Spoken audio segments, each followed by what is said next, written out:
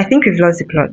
Not because feminism has gone too far, but because we are starting to argue about the wrong things. These are my concluding thoughts on why men cannot be feminists, and the best they can be is to be a feminist ally. My wife has no responsibility helping out to cook at any family function or gathering. Bam. I know creators that will do bam and they have 500k likes.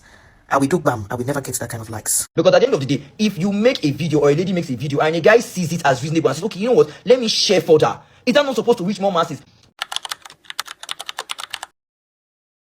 Hi everyone, welcome or welcome back to Unlearning Diaries, where we talk about social issues, personal growth, and conversation that we often avoid but we need to talk about. Let's get straight into the video. Recently, I've been seeing a debate online on whether men should be called feminists or they should call themselves feminist allies. And honestly, I understand where that conversation is coming from.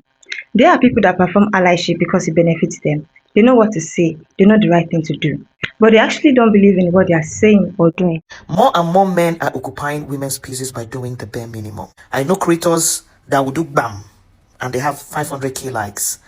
I will do bam, I will never get that kind of likes. And it's probably them just responding to a woman who is doing the work.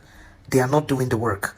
They are just responding to a woman doing the work. Half of the time, most of you repeat what feminists say. You echo the things that we say, but you get more engagement than women who have been researching, organizing, creating, These are my concluding thoughts on why men cannot be feminists, and the best they can be is to be a feminist ally. First of all, personally, there is nothing that male feminist allies have said on TikTok that is profound. Also, all men benefit from the patriarchal system because patriarchy is a male supremacist system designed by men for men. As a woman in the feminist space, I do not just come on here to advocate. In my real life, I experience sexism. And so when we talk about lived experience is extremely important because as a man, you can come on here and say, oh, I'm using my platform to also amplify the voices of feminists, which is good. But at the end of the day, realize that you still maintain your privileges as a man in this patriarchal society. And the women that are feminists, we do not get to wake up and no longer exist as women. We exist as women in this world.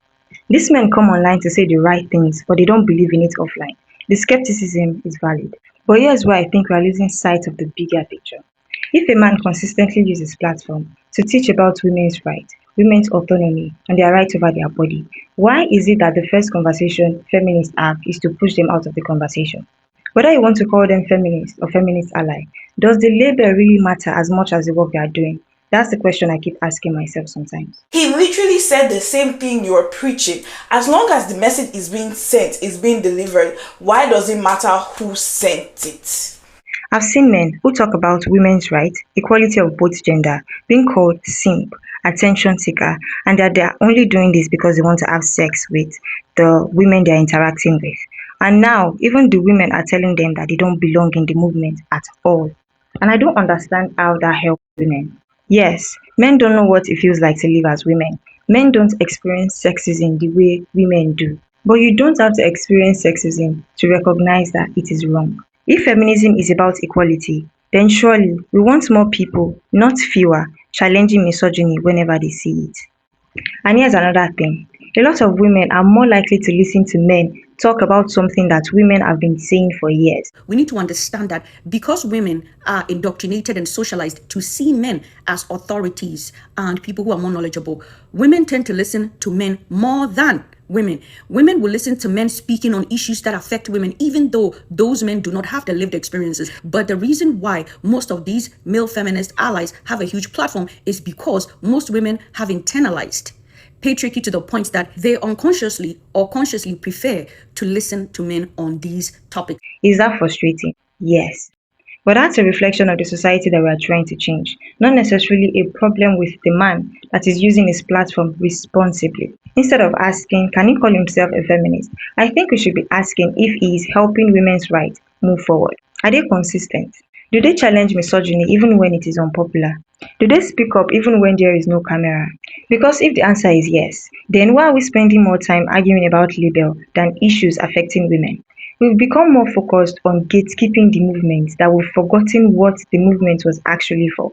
I mean, you don't have to agree with every man that talk about feminism, but if a man is actually doing the work, actually preaching against misogyny and patriarchy, and even encouraging his fellow men to do the same, I don't think the movement gets better by pushing them away.